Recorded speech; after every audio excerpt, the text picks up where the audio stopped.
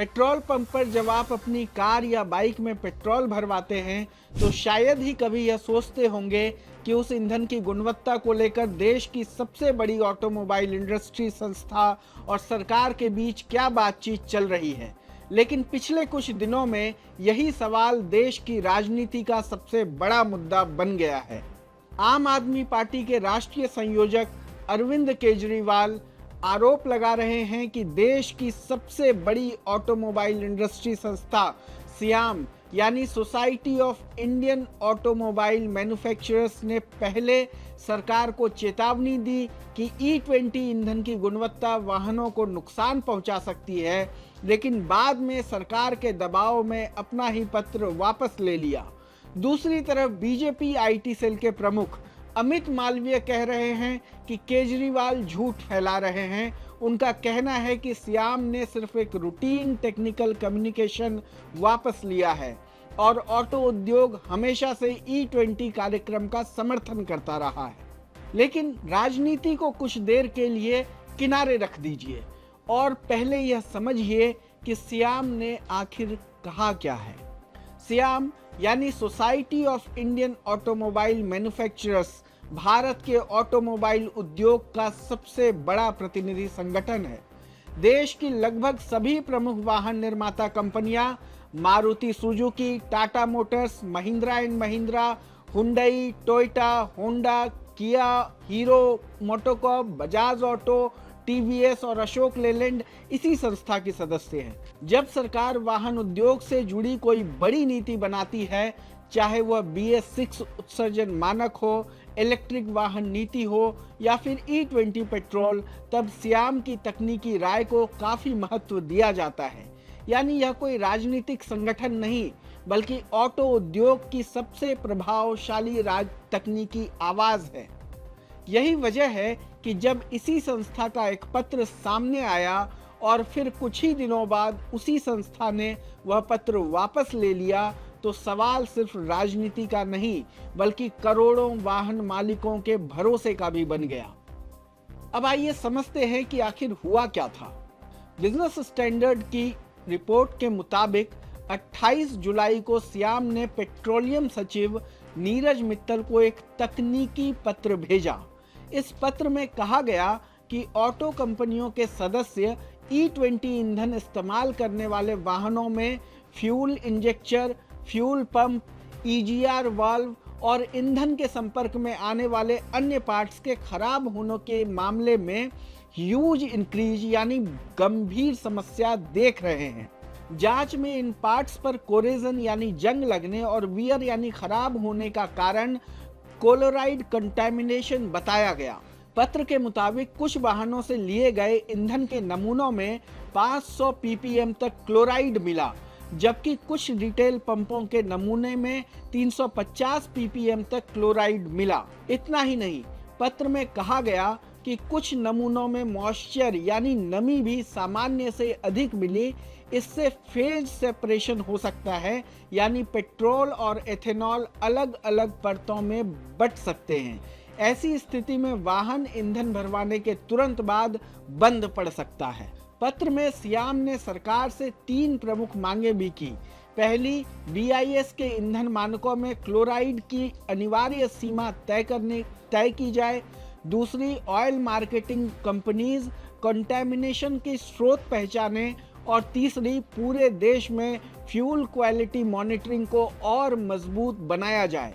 ध्यान देने वाली बात यह है कि इस पत्र में सियाम ने E20 नीति का विरोध नहीं किया था, बल्कि कहा था कि E20 ब्लेंडिंग प्रोग्राम जारी रहना चाहिए, लेकिन फ्यूल क्वालिटी पर और सख्त नियंत्रण की जरूरत है ताकि ग्राहकों के बीच E20 को लेकर गलत धारणा न बने। अगर कहानी यहीं खत्म होती तो शायद कोई विवाद नहीं होता, लेकिन 5 अगस्त को सियाम ने एक आधिकारिक प्रेस रिलीज जारी की।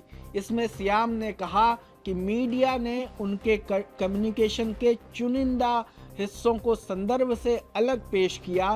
संस्था ने कहा कि संबंधित पत्र केवल रूटीन टेक्निकल डेलिब्रेशन का हिस्सा था।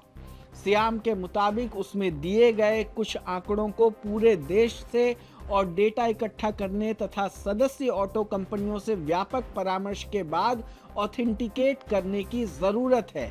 इसलिए वह अपना पहले वाला कम्युनिकेशन वापस ले रही है। इतना ही नहीं, सियाम ने यह भी कहा कि पेट्रोलियम मंत्रालय पहले ही क्लोराइड और सल्फर के लिए 3 ppm गाइडलाइन लागू कर चुका है। ऑयल मार्केटिंग कंपनीज देश भर के 87,000 से ज़्यादा पेट्रोल पंपों पर दिन में 8 से 12 बार वाटर इंक्रीज टेस्टिंग कर रही है। और सबसे आखिर में सियाम ने दोबारा कहा कि ऑटो उद्योग हमेशा से भारत की E20 कार्यक्रम का समर्थन करता रहा है और जनता को चिंता करने की ज़रूरत नहीं है। लेकिन यहीं से सवाल शुरू होते हैं। पहला सवाल, अगर 18 जुलाई के पत्र में लिखे गए आंकड़े पर्याप्त रूप से सत्यापित नहीं थे तो 350 ppm और 500 ppm जैसे इतने विशिष्ट आंकड़े मंत्रालय को भेजे गए पत्र में कहां से आए थे? दूसरा सवाल, अगर यह केवल रूटीन टेक्निकल डिस्कशन था तो उसमें ह्यूज इंक्रीज इन फेल्योर्स यानी गड़बड़ी में बड़ी बढ़ोतरी जैसी गंभीर भाषा क्यों लिखी गई? तीसरा सवाल, अगर कंटेमिनेशन इतनी बड़ी चिंता नहीं थी तो सियाम ने BIS मानकों में क्लोराइड की अनिवार्य सीमा तय करने की मांग क्यों की? चौथा सवाल, सियाम अपनी प्रेस रिलीज में कहता है कि सरकार पहले ही 3 ppm गाइडलाइन लागू कर चुकी थी, तो फिर 28 जुलाई के पत्र में कंटेमिनेशन को लेकर इतनी गंभीर चिंता क्यों जताई गई? क्या इसका मतलब यह है कि गाइडलाइन होने के बावजूद कहीं न कहीं उसके पालन में परेशानी है? अगर हाँ, तो जनता को यह क्यों नहीं बताया गया? पांचवा सवाल, सियाम कहता है कि कम्युनिकेशन में दिए गए कुछ आंकड़ों को और सत्यापन की जरूरत है, तो वह सत्यापन कब पूरा होगा? क्या सियाम संशोधित तकनीकी रिपोर्ट जारी करेगा? क्या वह यह बताएगा कि पहले लिखे गए आंकड़े सही थे या गलत थे या अधूरे थे? और सबसे बड़ा सवाल, जिस पत्र को लेकर देश में बहस छिड़ गई, उसे सार्वजनिक क्यों नहीं किया गया? वह मूल पत्र आज तक सार्वजनिक क्यों नहीं किया गया? आज जनता के सामने दो चीजें हैं। एक तरफ बिजनेस स्टैंडर्ड जैसी मीडिया रिपोर्टें हैं जिन्होंने उस पत्र के कथित अंश प्रकाशित किए। दूसरी तरफ सियाम की प्रेस रिलीज है जिसमें कहा गया है कि कम्युनिकेशन वापस लिया जा रहा है, लेकिन वह मूल कम्युनिकेशन जिसके आधार पर पूरी बहस शुरू हुई आज भी सार्वजनिक नहीं है। अगर सियाम को अपने रुख पर पूरा भरोसा है तो वह पूरा पत्र सार्वजनिक क्यों नहीं करता?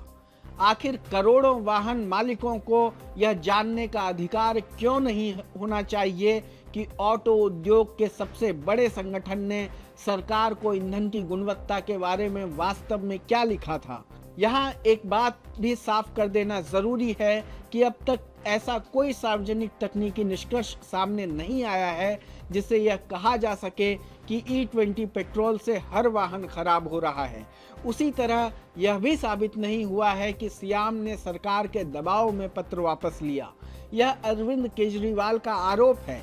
सियाम ने अपने बयान में केवल इतना कहा है कि कम्युनिकेशन में दिए गए आंकड़ों को और सत्यापन की जरूरत थी, लेकिन राजनीति से अलग होकर भी एक सवाल अपनी जगह बना हुआ है। अगर तकनीकी चिंताएं इतनी गंभीर थी कि उन्हें मंत्रालय तक लिखित रूप में भेजा गया, तो उनका अंतिम निष्कर्ष क्या निकला? जब तक सियाम मूल कम्युनिकेशन, उसके आधार पर बने डेटा और सत्यापन की अंतिम रिपोर्ट सार्वजनिक नहीं करता, तब तक यह बहस सिर्फ E20 पेट्रोल की नहीं बल्कि पारदर्शिता, जवाबदेही और करोड़ों वाहन मालिकों के भरोसे की भी होगी। इस पूरे प्रकरण के बारे में आप क्या सोचते हैं? हमें अपनी राय कमेंट बॉक्स में बताएं। देश दुनिया की तमाम खबरों को देखने के लिए जुड़े रहें लोकमत हिंदी के साथ। धन्यवाद।